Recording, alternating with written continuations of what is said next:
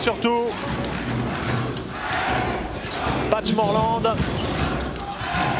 qui est un des meilleurs marqueurs de la JDA cette saison. Il tourne le meneur de jeu dijonnais à près de 14 points par match. Jérôme Monnet à 3 points, c'est peut-être pas son meilleur rôle là. Un airball alors que le shoot de Childress là est manqué. Pour l'instant, c'est un pourcentage de réussite complètement insignifiant. Dijon pour les Nancéens, ce qui explique l'avantage de Dijon. Ça continue que de maladresse. Fred Vinson à 3 points. Il est dans un fauteuil. L'Américain, ça rebondit une nouvelle fois sur l'arceau. Et quel rebond de bateau sans même lever les pieds. C'est peut-être rentré, eh bien non. Il avait fait le plus difficile, Patch Morland. 0 sur 4 pour Patch Morland, vraiment totalement inefficace et très maladroit comme toute son équipe. 5 sur 17 au shoot, 29% de réussite contre 3 sur 15 en face à Nancy. Et Sylvain Lautier, je peux vous dire qu'il a déjà fait tomber la veste depuis pas mal de temps. Il est en colère là après ses joueurs complètement maladroits dans ce début de rencontre. Oh, ça défend beaucoup, ça défend très agressivement aussi bien à l'intérieur. Nedic est là, on vous l'a dit. Bien fait, Dusan Nedic à 4-5 mètres. Là, c'est son jardin, c'est son terrain de prédilection au Serbo-Monténégrin. 2 points supplémentaires alors que l'on vient de rentrer. Richard dans la dernière minute. Barrett. Bernard à 3 points. Il est bien placé. Son temps, Laurent Bernard. Laurent Bernard. Ouais, Childress est un petit peu léger de sa défense, qui lui a laissé le temps de armer, de prendre la direction du vent et de shooter ce tir à 3 points avec la réussite que l'on a vue. Il ne faut pas lui laisser du champ et prendre ses marques. Yannick Gagneur. Faute de Vincent Mazin qui a, comme le dit M. Gasparin, a fait l'ascenseur sur Jérôme Monnet. Il s'est appuyé largement sur les épaules de ce joueur.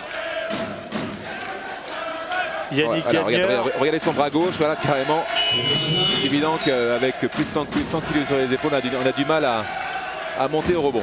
Yannick Gagneur, il est à 0 sur 4 pour l'instant. Et je consultais ses stats du quart de finale contre Pau. Eh bien, c'était pas très brillant non plus. Mais il reste du temps à 0 sur 3. Il se bat bien pour l'instant, Yannick Gagneur, dans ce début de rencontre. Mais il n'est pas récompensé dans ses efforts en ce qui concerne le shoot. Ouais, c'est vrai. Allez, Patch Morland. Il reste 13 secondes dans cette possession et 20 secondes sur ce carton. Il va tenter bien gérer cette l'exploit à 3 points. Le rebond de Nedic contesté par Jérôme Monnet. Et finalement, l'arbitre qui décide de donner le ballon aux Nancéens. Et Dusan Nedic là qui a envoyé quelques mots doux à Jérôme Monnet.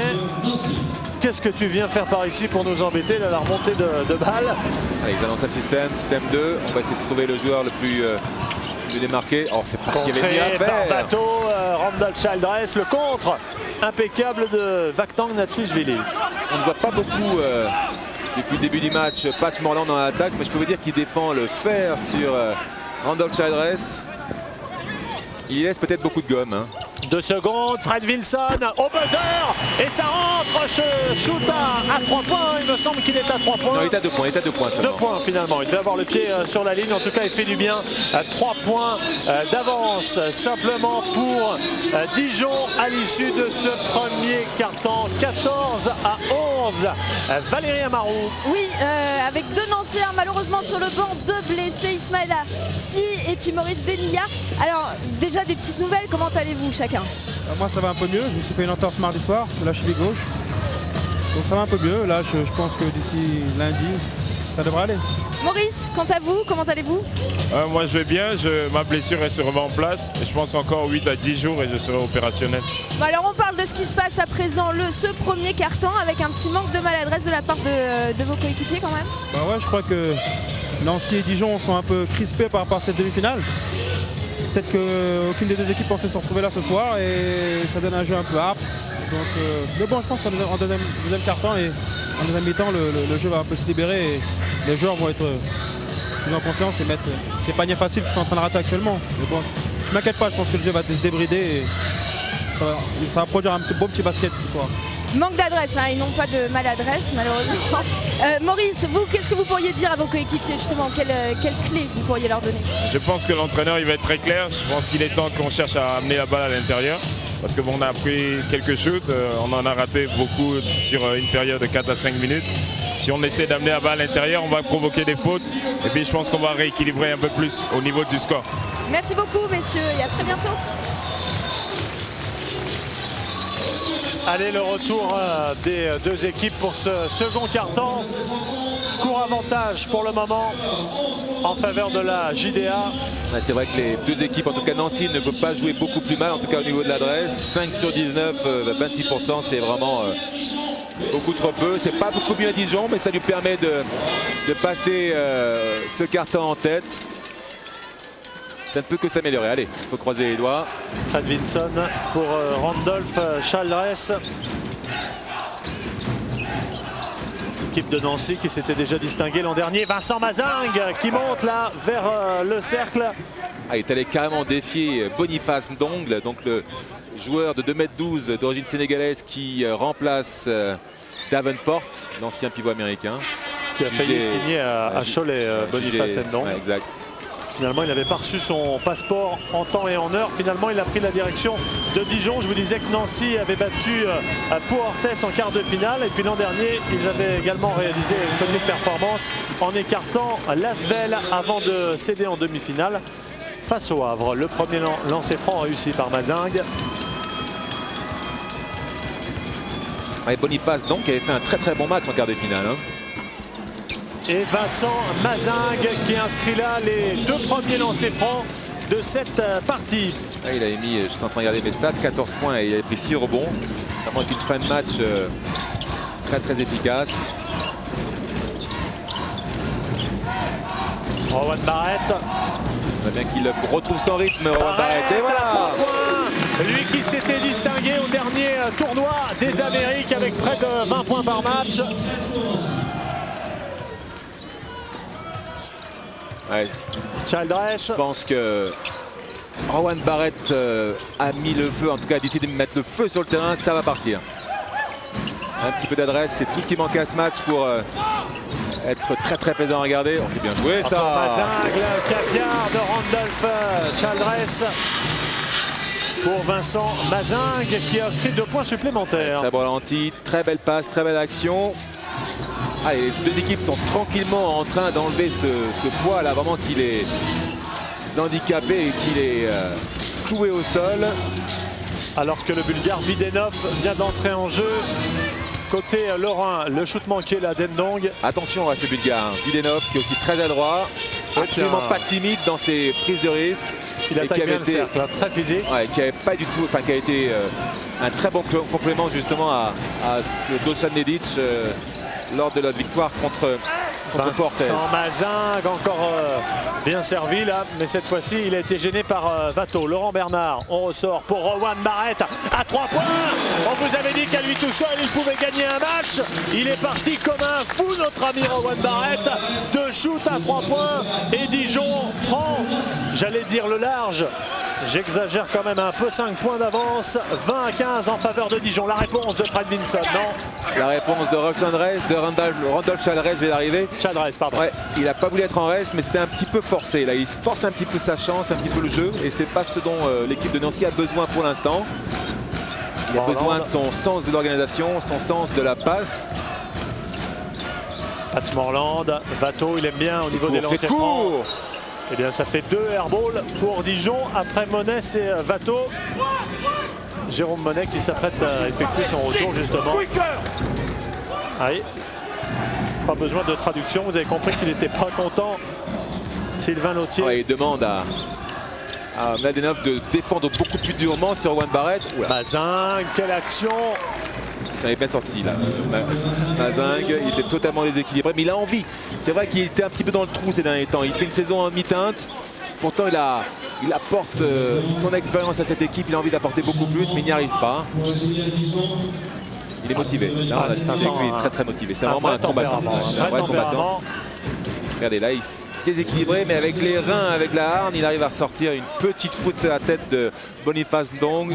C'est cher payé. Et c'est sa deuxième faute. 6 points déjà pour Vincent Mazingue. 2 sur 2 au lancer franc. Et là, il rate son troisième. Et Nancy qui reste au contact, Richard. 20-17, 3 points de retard. Le ballon dans les mains de Patch Morland. Laurent Bernard. Thirizic qui va revenir. Barrett. Ah oui, il est pris maintenant. À 2. Il faut revenir, attention. Videnov. Il y va tout seul. Ah, dommage, parce qu'il avait fait le plus difficile encore une fois, Videnov. D'ailleurs, je l'ai appelé Mladenov tout à l'heure. Je ne sais pas pourquoi je l'ai appelé Mladenov. C'est Videnov. Ça termine par vous aviez rectifié. J'ai dû jouer contre un Bulgare qui s'appelait Mladenov, sûrement. Ah, c'est pour ça. Il est passé par une université américaine et puis il a joué également à Split en Croatie, Videnov. Regardez cette belle action de Videnov qui se retrouve au lancer franc. Et pour l'instant, il n'y a que les Nancéens qui ont tiré des lancers. Oui, un petit peu de manque d'agressivité et balle en main de la part de l'équipe de Dijon. Là. Très peu de lancers francs. Ils devraient défier peut-être un petit peu plus leurs adversaires à l'intérieur. Balle en main, leur adversaire direct. Videnov qui n'a joué que 7 matchs de championnat et un temps de jeu assez réduit, 9 minutes, mais là compte tenu des circonstances et des absences, durant cette semaine des As, il va avoir un temps de jeu un peu plus conséquent qu'à l'accoutumée. Vakhtang Natchishvili. Que c'est dur là, c'est pas forcément encore la meilleure action. Et voilà Nedic. Ah, Nedic. 2 mètres qui galope comme un meneur. Videnov à 3 points. Le Bulgare, on vous l'avait dit qu'il fallait se méfier de ce garçon. Et Nancy qui reprend l'avantage, 22-20 à 6 minutes 20 de la pause. Zig. Et oui, un très beau 7-0 de la part de Nancy qui revient tout doucement, qui rentre dans le match, ça met un petit peu de temps. Patch Morland. Toujours aussi maladroit, Patch, il faut à tout prix le recadrer. Nicolas Faure qui vient de demander un temps mort. Randolph Childress qui va prendre l'avantage voilà. Sur Patch Morland. On avait Patch qui n'y est pas, on voit ses stats 0 points, vraiment que des échecs à son actif. Et là, 0 une faute sur 7, sur 0 sur 7, Patch Morland. Et là, une défense, mauvaise défense sur Randolph Childress. On avait choisi de vous proposer ce duel entre Childress et Patch Morland. Et bien pour l'instant, petit avantage à Randolph Childress. Oui, très petit, il n'est pas non plus excessivement maladroit. Mais les deux joueurs se rendent coup pour coup et essayent de s'annihiler. Et ça porte malgré tout un énorme préjudice au rendement des deux équipes qui n'arrivent pas à fonctionner normalement sans leur mettre à jouer. Et on se rend compte là de la belle réaction d'orgueil de Nancy dans ce second carton. Ouais, c'est vrai, ça très bien, ils reviennent bien. On l'a dit, pour l'heure du premier carton, ça ne pouvait pas être pire. Alors que l'on revoit ce Rowan Barrett avec 2 sur 2 à 3 points. Ouais. Et là, le retard sur ce ralenti de Patch Morland sur cette pénétration de Randolph Childress. Et encore Rowan Barrett, j'en discutais à l'hôtel avec Dimitri Lowers, il me disait non seulement c'est un grand joueur Rowan Barrett, mais en plus il se fond dans le collectif, il s'adapte vraiment très bien. Il essaie de, il est très humble, de progresser en français, ouais. de s'adapter au groupe. C'est vraiment une crème de joueur, paraît-il, ce Rowan Barrett. 24 pour Nancy, 20 pour Dijon. Allez, retour de Randolph Childress pour jouer ce lancer franc.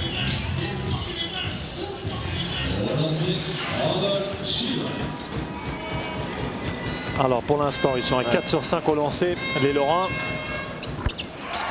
Ça pose pas de problème pour Randolph Childress, le lancer. Allez, 3 points pour lui. C'est le meilleur marqueur de son équipe en championnat. 15 points de moyenne, Randolph Childress, qui fait vraiment une bonne saison sous le maillot de Sluc. Il manque un tout petit peu encore de régularité à mon goût, bien évidemment, histoire d'être très perfectionniste. Bon, l'éventuel shoot, quelle pureté dans le geste Rowan Barrett. Autant Pat Morland a du mal, autant le Canadien est inarrêtable au-delà des 6,25 m. C'est drôle, c'est plus aussi fréquent de voir. Voilà la réponse de Childress. Ça y est, c'est parti. Le concours longue distance, messieurs dames, entre Rowan Barrett et Randolph Childress.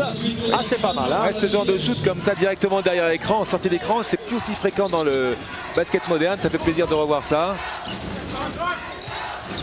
On peut penser qu'ils vont nous concocter, les Nancéens, une défense spéciale pour Rowan Barrett. Ndong, bien joué. Très belle passe de Jérôme Monet à Boniface Ndong. Filiforme, hein, ce joueur. Ses bras rallongent, les bras de Liane, c'est invraisemblable. Il fait 2,12 m avec des bras d'un joueur de 2,20 m.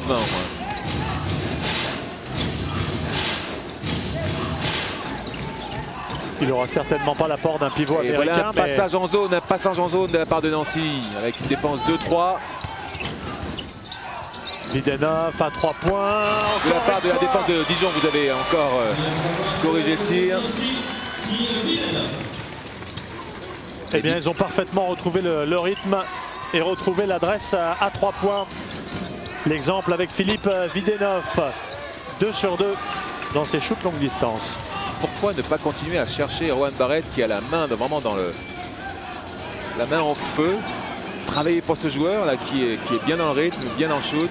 Vincent Mazingue, il n'a pas pris le shoot à 3 points. Fred Vinson, lui, quelle série à 3 points entre Fred Vinson, Randolph Childress, alors que de l'autre côté, du côté de la JDA, eh bien, c'est Barrett qui s'illustre. Fred Vinson, 8 points à 2 sur 3 à 3 points, alors que Laurent Bernard s'apprête à revenir. Il va falloir faire rentrer les défenseurs. Rowan Barrett, là c'était difficile. Bien joué pour Jérôme Monet. Ndong. Le rebond pour Monet, on ressort avec Thierry Zig. Pat Morland servi par Rowan Barrett. Quel altruisme de Rowan Barrett. Rowan Barrett, c'est un très fort joueur, vous l'aviez dit. Et enfin Patch, on sait que Patch est un joueur de cœur aussi. Il devait rager de se voir aussi maladroit. C'est parti, il a ouvert son compteur, 3 points pour lui. 1 sur 4 à 3 points. Et 6 points d'avance à 3 points pour Nancy. Videnov. Ah, le Bulgare quelle série à 3 points de la part des deux équipes. Et Videnov, c'est du 100% à 3 points. Et voilà, dans le deuxième carton, regardez, 4 sur 5 pour Dijon et 5 sur 6 pour Nancy. Rowan Barrett. La brique il se bat bien. Les arbitres sont indécis. La balle sera rendue à Dijon.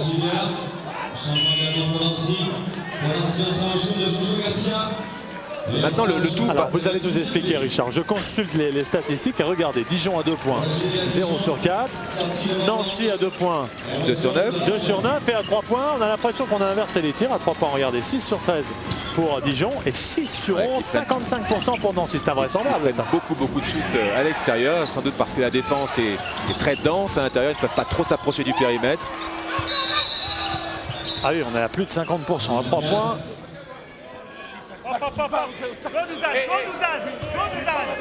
Beaucoup de sourires, en tout cas de la part de Childress. C'est un peu plus tendu chez Sylvain Lautier. C'est normal, le coach est toujours stressé. C'est compliqué ce métier de coach, là. Totalement impuissant sur sa touche, là.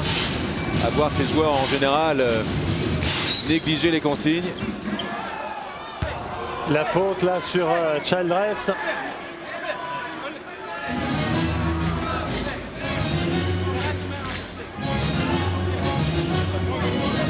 Alors on va retrouver un joueur au lancer franc. La faute de Thierry Zig. Voilà, oui. Jean-Louis Machu qui nous repropose cette faute de l'ancien Parisien. Merci Jean-Louis pour ce super ralenti. C'est vrai, une faute de Thierry Zig qui a voulu voler dans les bras de Childress ce ballon. C'est un risque inconsidéré et souvent sanctionné par une faute.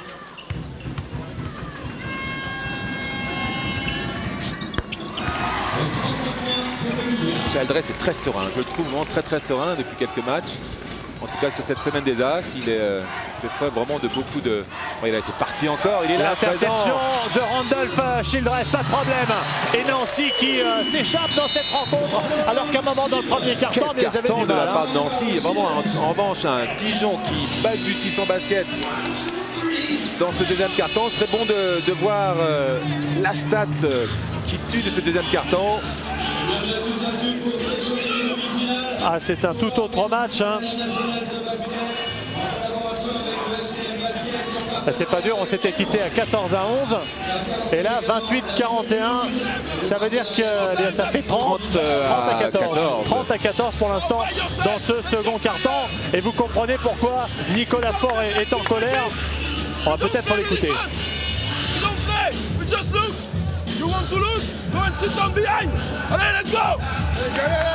Allez, plus de 82% de réussite dans ce carton, c'est vraiment exceptionnel. Et là, je fais vraiment très attention à ce que je dis. Je n'exagère pas, exceptionnel, avec une énorme réussite à 3 points. Et puis Videnov, hein, le Bulgare. Videnov qui est rentré, qui a pris tout de suite la température et qui a apporté son écho à son équipe. Valérie qui parle bulgare, ira voir 30 Videnov à 14. 30 à 14. Oui, c'est ça, 30 à 14. Quel gifle et surtout, quelle absence de défense de la part de Dijon. Prendre 30 points et il reste encore 2 minutes 28 dans ce carton, c'est vraiment trop important. Une équipe comme celle-ci ne peut pas se permettre une telle négligence en défense. Pressing tout terrain, Ndong. Thierry Zig qui va mener le jeu dijonnais. Ne pas chercher à piquer le ballon dans les mains. Surtout à 9 mètres du panier, quand même, c'est un peu compliqué. La faute de Videnov alors que l'arbitre est en grande discussion avec Nicolas Faure. Laurent Bernard, la remise en jeu, Thierry Zig. Allez, il faut une réaction absolument avant la mi-temps qui sera sifflée dans un peu plus de 2 minutes. Rowan Barrett, il avait la main chaude à 3 points. Cette fois, c'est Max Zanvini qui s'occupe de lui. Surtout l'empêcher de prendre feu, comme tout à l'heure. Ndong. C'est dur, ça. Et ça rentre. Bien joué, Boniface Ndong. Mais derrière, ça va très vite avec Videnov qui marque. Pour l'instant, c'est l'homme de cette première mi-temps.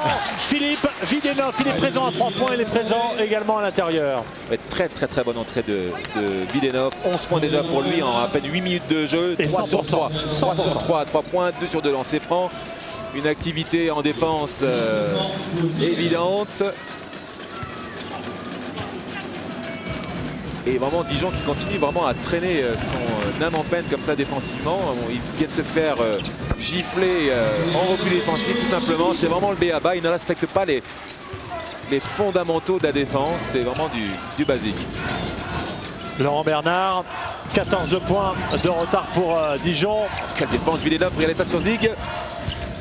Jérôme Monet C'est bien joué. qui vient limiter la case, Ouais, stopper un peu l'hémorragie. Nedich aurait dû défendre avant sur la prise de position de Jérôme Monet plutôt que d'attendre qu'il ait le ballon en main et de subir. Videnov. Ça joue bien, ils attendent, il reste maintenant 5 secondes, tous au fond. On laisse Chalres fixer et donner. Videnov, un petit peu court cette fois-ci. Le buzzer dans les 24 secondes. C'est un bon shoot malgré tout. Thierry Zig à 3 points. Ah, il est pas mal hein, cet après-midi, Thierry Zig à 3 points. Ouais, Thierry Zig aura faim. Dijon aura besoin de Thierry Zig pour revenir dans le match. Maintenant, en tout cas de son adresse. Il faut que Thierry prenne des bons shoots comme cela. Ne fasse pas trop la chance et continue à travailler comme il faut. Il perd le ballon, Nancy. Jojo Garcia, qui n'a pas été non plus franchement à la fête lors du premier match. Contre l'Asvel. Pardon, contre Pau. Jérôme Monet. Ah, il est pris de très près, surveillé de très près par le Serbo-Monténégrin. C'est pas facile hein, pour Jérôme Monet. Nicolas Faure qui réclame une faute. On va tout savoir, Richard. Apparemment non. Ouais, disons qu'il y a eu peut-être une faute au niveau du bassin. Il y a eu un peu contact. Il est allé se frictionner à l'intérieur. Il devait s'attendre à avoir des contacts. Il manque un petit peu de puissance, Jérôme Monet, malgré vraiment son grand cœur. Et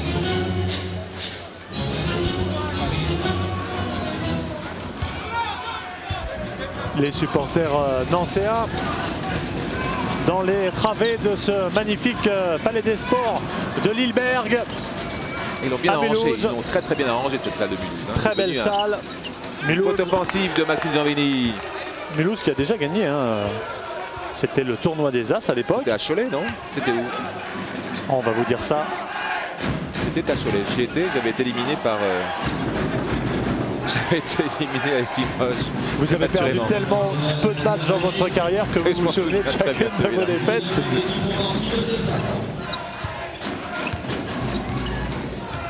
Vous ne pouvez pas vous souvenir de toutes vos victoires, Richard. Et c'est volé.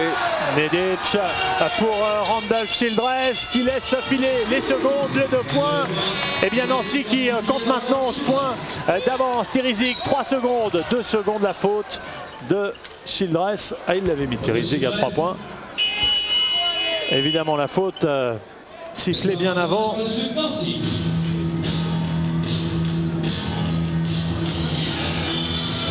Et le temps mort. Oui.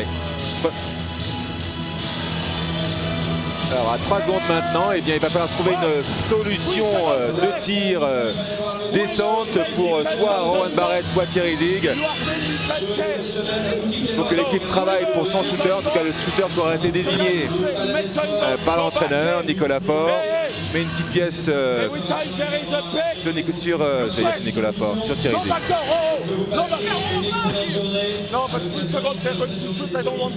Deuxième édition.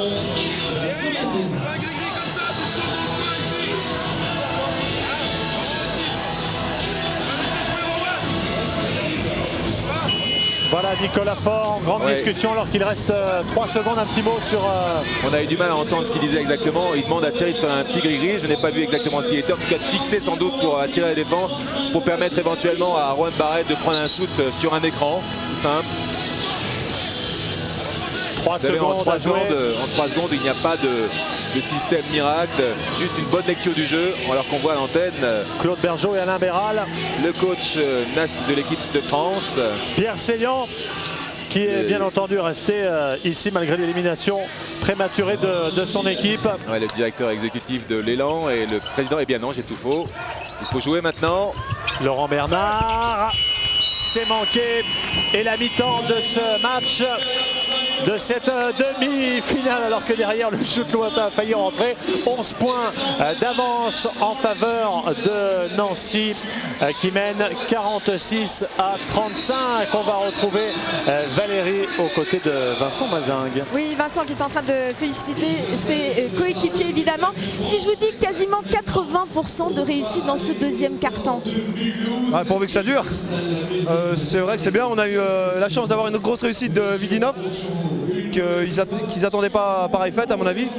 Mais je pense que c'est surtout que, défensivement qu'on est présent et on sait qu'on est une équipe que dès que ça défend un peu, et ben ça va bien. On leur a laissé marquer 35 points. On contrôle correctement Patch et Morland et Barrett. Et puis on a une grosse réussite, donc il faut tenir encore 20 minutes et puis on est en finale. Merci beaucoup Vincent, et je crois qu'on retrouve Pascal maintenant. Hein. Oui, on va filer au vestiaire et prendre la température du vestiaire dijonnais.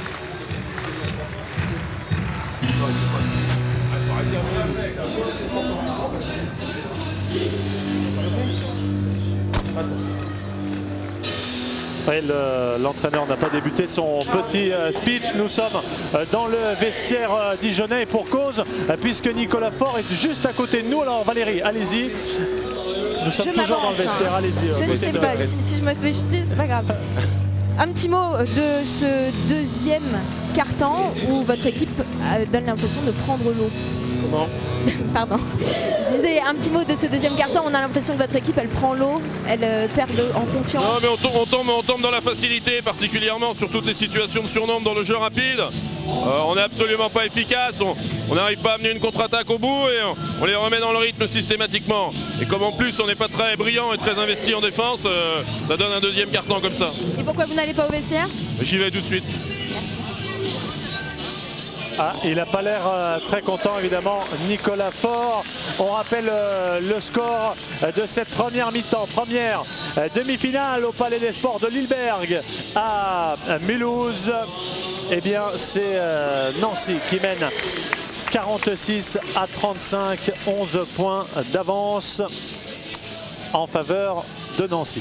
Pour illustrer cette première mi-temps, dont je vous rappelle le score entre Nancy et Dijon, 46 à 35 en faveur de l'équipe de Nancy, 11 points d'avance, alors que les Crazy Dunkers sont entrés dans la salle pour nous gratifier de quelques dunks assez spectaculaires. Avec les statistiques, on voit une domination écrasante de la part de Nancy dans ce deuxième quart-temps, 35 à 21. Et une équipe de Dijon qui a totalement pris l'eau. malgré un pourcentage de réussite relativement décent mais pas suffisant. 48% pour Nancy qui surfe sur un 80% dans ce deuxième quart-temps. Ça a été le showtime, en tout cas au niveau de l'adresse. Rowan Barrett qui n'a plus trouvé l'ouverture en fin de mi-temps. Ceci dû bien évidemment à la défense de Nancy qui était beaucoup plus présente. Puisqu'on parle de défense, eh bien, il faut aussi parler de l'absence de défense de Dijon, totalement à côté du sujet. Mais je peux vous dire, on l'a entendu tout à l'heure, Nicolas Faure va sans doute remettre les pendules à l'heure et essayer de remotiver avec ses mots ses joueurs. Il y a une place en finale, on ne le répétera jamais assez. Et si les joueurs n'en ont pas conscience, eh bien Nicolas Faure va sans doute leur rappeler.